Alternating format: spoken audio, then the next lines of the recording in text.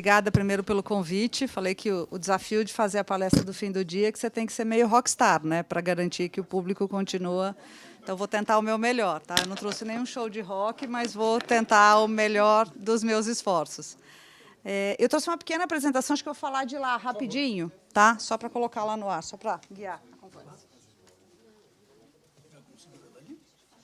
Eu vou passar só alguns slides de referência para dar um pouco de contexto do que eu vou falar. Então, o Aron me pediu para trazer um pouco de como é que essa conversa dos ODS está no mundo, tá?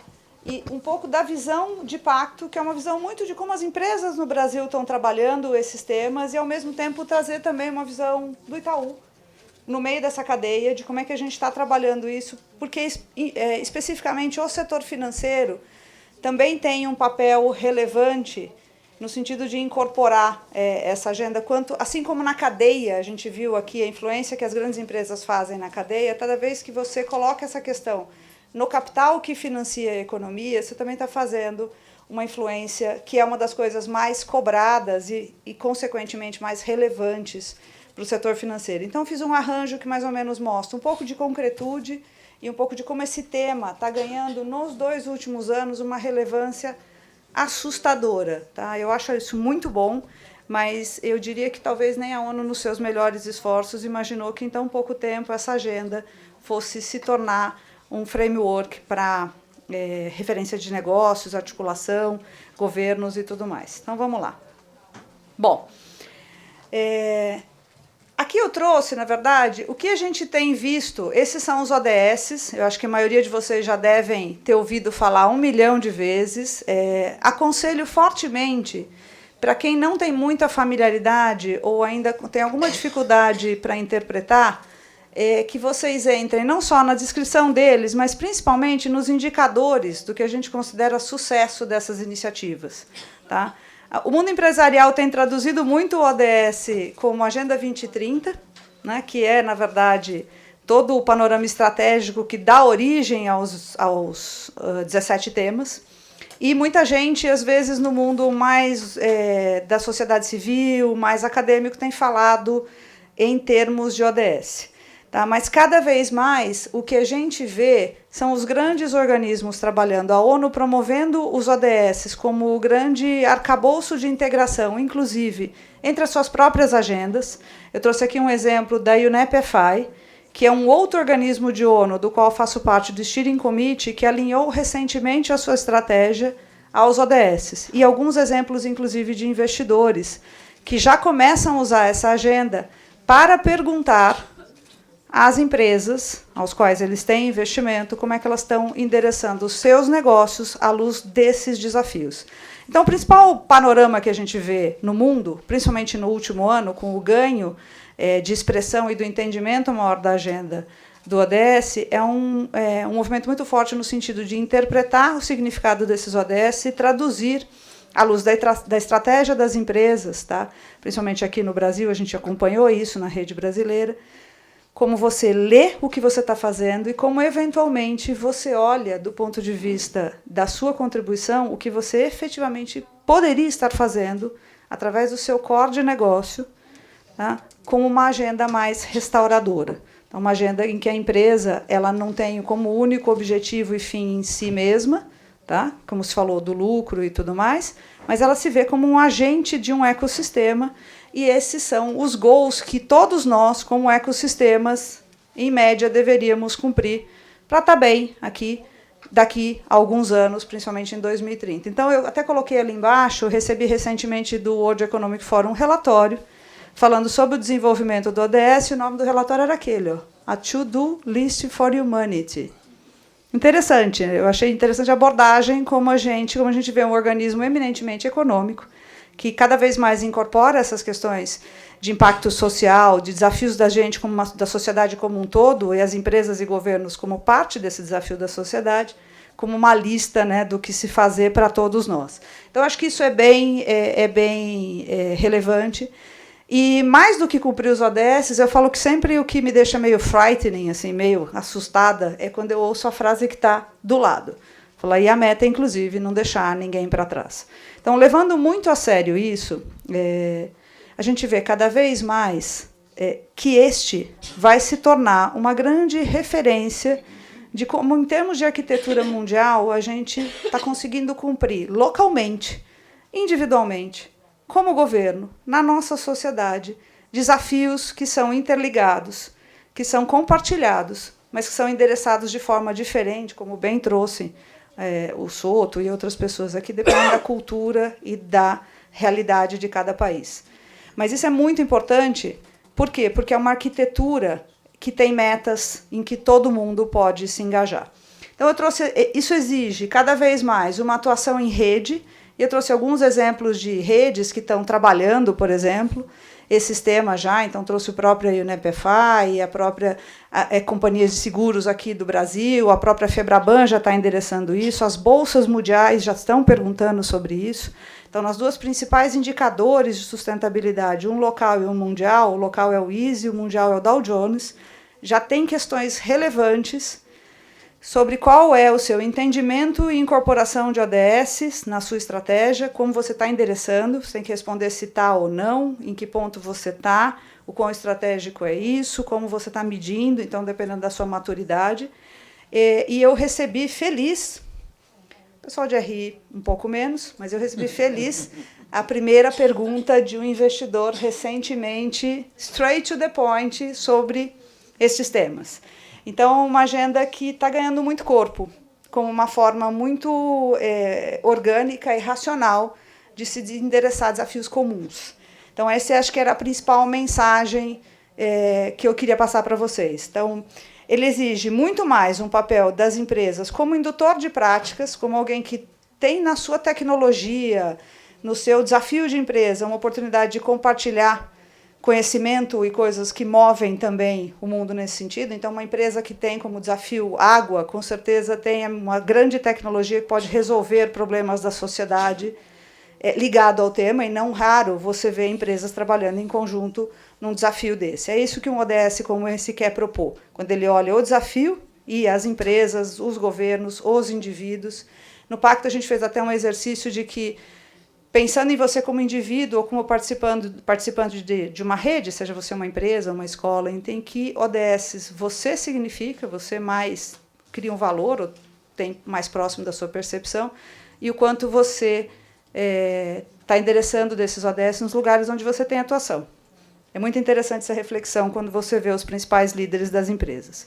Então, essa é a principal mensagem. A segunda é como é que isso conversa com objetivos de redes locais. Esses são os 10 objetivos do Pacto Global. O Pacto Global é uma rede das Nações Unidas para empresas, governos, organismos da sociedade civil, mas ela tem muito uma característica de uma rede mais atuante do mundo empresarial. Tem grandes participações de empresas que vocês todos conhecem. Aqui no Brasil, ela é uma rede, inclusive, a quarta maior rede do mundo. Tá? Ela tem 750 membros hoje, e ela tem tanto grandes empresas como membros da cadeia. E, justamente, o grande desafio aqui é como é que a gente endereça esses temas junto com os ODS e faz com que isso se tornem práticas. Então, a gente organiza dentro da rede a disseminação dessas práticas, as estruturas como as empresas podem se avaliar, criam grupos de trabalho. Jorge, aqui, eu vou mencionar daqui a pouco alguns dos grupos que a gente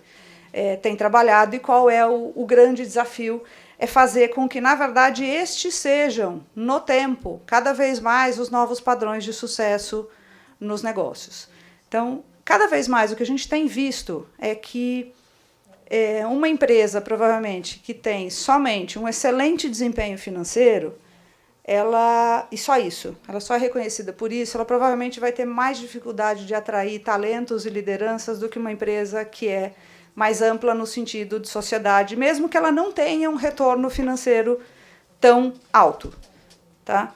E o que eu costumo dizer é falar que, se esses líderes, esses futuros líderes, não nos escolherem agora, essa é uma ótima razão para se vender uma ação no presente. Se você não for capaz de reter ou de atrair talentos, tá? Ou de fazer parte do que a sociedade vai querer escolher como produtos e serviços, é bem provável que esse seja, inclusive do ponto de vista financeiro, um excelente momento para se vender uma ação, né? Porque você vai fazer parte de uma economia que provavelmente não estará no futuro. Então, essa é um pouco desta mentalidade, esse é um grande guideline do que significa um novo padrão de sucesso em termos de sociedade e empresas como parte do ecossistema, não como alguém que vê no ecossistema uma oportunidade de fazer resultado. Uma mudança de mentalidade muito grande. Tá? E isso, assim, sendo endereçado por muitas empresas muito bem, por outras nem tanto. Mas é um desafio como humanidade gigantesco.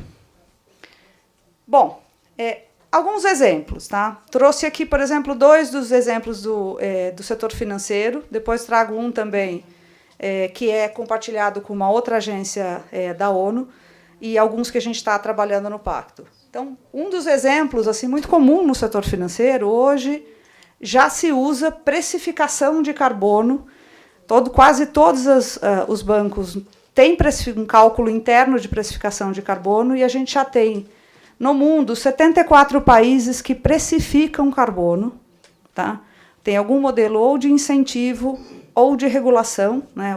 ou, na verdade, algum desconto, algum benefício ou algum imposto sobre carbono. O que isso significa?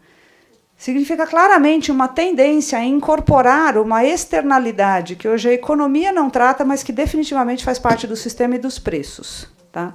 Qual é o benefício de tratar isso de forma regulatória ou de forma mais organizada? Os preços de carbono utilizados pelas empresas variam, eu já vi, a média no Brasil é em torno de 35 a 65 dólares a tonelada de carbono, mas eu já vi empresas que usam 115 e já vi empresas que usam 10. Então, quando você tem um mercado que não é muito articulado, você tem uma certa dinâmica que não é muito positiva do ponto de vista de risco e precificação. E à medida que o mercado vai se organizando, você vai trabalhando isso. E um outro lado é que, claramente, os principais organismos que a gente tem, regulatórios e autorreguladores, estão incorporando essas questões, principalmente ambientais, já como recomendação do custo de capital. Por que eu trago o custo de capital como um exemplo? Porque muito se fala no setor financeiro de que o custo de capital ou de que o capital é alguma coisa que determina, e com certeza a utilização, enfim, a viabilidade de um negócio ou não. Mas cada vez mais tem se incorporado, numa metodologia muito tradicional de risco, questões como essa. Tá? E a gente tem, desde o lançamento da regulação 4327, que até foi citada no painel anterior, Brasil, junto com China, é uma das referências. Poucos países têm uma regulação do setor financeiro do ponto de vista a incluir questões sociais e ambientais. E o investimento em economia verde, medido por essas normas internacionais no Brasil, saltou em 2014 de 6% de todo o crédito concedido para 14% em 2017. Tá? Ele praticamente mudou de patamar, tá? Sendo que o que a gente viu de economia mais intensiva em carbono baixou de 35% de total dos créditos para mais ou menos 30%. Não baixou tanto, mas, na verdade, quase tudo que entra novo está criando um movimento no sentido de traduzir mais coerentemente estas questões para a agenda de negócio. Ainda tem muito a caminhar, não tenho a menor dúvida. Tá? Mas acho que a principal questão é que, nos primeiros 2 anos dessa agenda, o principal desafio dos ODS e o principal desafio, inclusive, da ONU e do Pacto e das empresas, era internalizar esse conceito, usar o Compass, que é uma ferramenta de diagnosticar o quanto você está integrando essas questões, e, a partir disso, começar a identificar o quanto estrategicamente você faz ou não parte dessa agenda. Tá? E aí cada um desses organismos tem se movimentado de um jeito diferente. Esse aqui é só mais um exemplo, tá, daquele que eu já falei anteriormente. Tá? Então, como é que essa agenda promoveu, por exemplo, nesse organismo, que é um organismo da ONU, olhando para meio ambiente, né, o Programa de Meio Ambiente da ONU, essas são as referências para esse Programa de Meio Ambiente. Eles acabaram de criar um programa para todo mundo que chama Agenda de Impacto Positivo. Então, como as organizações, aí o FI é para as organizações financeiras, seguradoras, assets, bancos, como elas se encaixam numa agenda de criar novos modelos para um financiamento de uma nova economia a partir desses desafios. Então, essa é uma agenda que foi lançada o ano passado, ela já tem 45 signatários no mundo trabalhando nessas questões. E aí, o que a gente tem visto dos desafios de dois lados, né? Do que pode ser feito para se criar metodologia e como isso tem sido cobrado. Eu comentei que os investidores têm, com certeza, trabalhado nisso. E aqui, o último slide, eu voltei agora de uma conferência do Leader Summit do Pacto Global, exatamente na semana passada, e o Pacto está organizando, tá, os ODS em torno de plataformas sobre liderança. E aí eu trouxe só como exemplo para dizer, esses são, ao lado, aqui direito, os temas que a rede local tem grupos de trabalho específico, então, nos temas de água, alimento e agricultura, energia e clima, anticorrupção, os próprios ODS, no sentido de traduzir, ajudar as empresas a interpretar, a criar conhecimento para adaptar isso, e direitos humanos.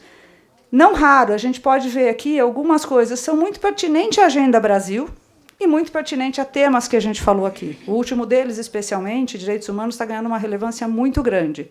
Cada vez mais os temas sociais estão criando muito mais relevância do que os temas ambientais, que, de alguma forma, já são mais maduros, ou já têm um pouco mais de conhecimento nesse sentido.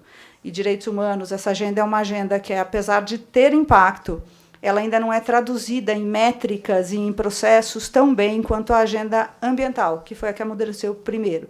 Então, ela que traz mais desafios. Mas eu estou deixando esse último slide até para contar que, na verdade, as 3 grandes plataformas para liderança são sobre reporting, sobre inovação em cima dos SDGs e o financiamento dessa inovação. Como é que você vai financiar essa transição para a nova economia, mas principalmente numa ótica mais positiva. Quais são os negócios que poderiam existir segundo essa ótica e que, inclusive, as pessoas gostariam de fazer parte, em detrimento da pergunta de o meu negócio vai continuar existindo ou eu vou fazer parte da sociedade produzindo e trabalhando da forma que eu trabalho hoje, que é uma pergunta mais negativa. Tem muita pergunta sobre fim de modelos atuais e pouca pergunta sobre quais os novos modelos que nos fariam nos mover rapidamente para essa nova economia. Eu tenho um grande amigo que trabalha em inovação, ele tem uma frase ótima sobre isso. Ele fala, o difícil não é colocar uma nova ideia na cabeça de alguém. O difícil é tirar a velha. E é esse exatamente o desafio. Acostumado a fazer muito sucesso do ponto de vista financeiro, testar um modelo novo costuma ser assustador para quem está indo bem. E essa é uma das razões pelas quais a gente não vai rápido. A gente precisaria errar mais, testar mais e ir mais rápido. Então, aqui é um chamado, inclusive, ao papel da liderança em fazer isso. Porque 2 coisas movem essa agenda. Uma é liderança, que move um aspecto mais proativo, e esse é papel de empresas que estão na liderança hoje. Papel por quê? Porque é um papel que eu assumido vai ser cobrado. Eu já dei o exemplo de atração, já dei exemplo de investidores. Vocês podem ter N exemplos de boicote, que, como consumidores, a gente escolhe que vai comprar mais ou comprar menos, porque acredita, tem menos a ver com o produto preço, tem mais a ver com que coisas a gente quer promover, tá? E até um mundo que funciona sem dinheiro. 7% da economia já circula fora de moeda no mundo hoje. Um dado que é, no mínimo, interessante para a gente pensar, né? Economia circular, uma economia de troca, que é algo relativamente novo permitido pela internet. Então, o desafio que a gente tem, e é um desafio possível, tá? É justamente trabalhar o que a gente chama de comportamento empresarial, o comportamento de sociedade, das organizações da sociedade civil, de forma integrada. Eu costumo dizer que o ODS que eu mais gosto é o 17, porque ele fala que a gente tem que conversar com os outros 16, né, e entre nós mesmos, para ver se a gente consegue, de alguma forma, mudar uma mentalidade que é muito linear para uma mentalidade circular, que é uma mentalidade de mais ecossistema. O que seria o equivalente a dizer que numa divulgação de resultado, ou quando a gente fosse falar de alguma forma, a gente deveria endereçar sucesso à luz desses indicadores aqui, dentro do contexto do que todos precisamos fazer para, como, inclusive, sociedade, estarmos aqui. A minha contribuição, eu sou mais relevante porque eu tenho conhecimento, porque eu tenho experiência nestes daqui, e eu estou me medindo segundo essa forma. Muita gente pergunta, isso é eficiente, vai dar resultado financeiro? Eu falo, olha, deveria dar. Deveria dar. No tempo tem que dar. O que eu garanto é que, fora disso, eu acho pouco provável que dê. Tá? Pode ser que hoje ainda dê. Então, se você listar alguma curiosidade, eu tenho um hobby por números, os setores mais rentáveis da Bolsa de hoje, das bolsas no mundo hoje, são os setores intensivos em carbono. Façam esse exercício, é divertido. Porém, os índices mais rentáveis no longo prazo são os índices de sustentabilidade. Acima de 10 anos, nada bate o Easy aqui no Brasil, quase nada bate o Dow Jones lá fora e quase nada bate os principais índices de carbono e tudo mais. Então, tem seleções, inclusive, mais modernas, mais novas, que atrelam desempenho a empresas mais diversas. Tem alta correlação entre diversidade e resultado empresarial. Tá? E o inverso é verdadeiro. Tá? Empresas pouco diversas têm, no tempo, perdido o resultado. Então, só para a gente começar a refletir o que a gente chama, daqui para frente, de novos parâmetros de sucesso. Então, era um pouco disso que eu queria conversar com vocês, e eu estou esperando pelas burning questions. Super!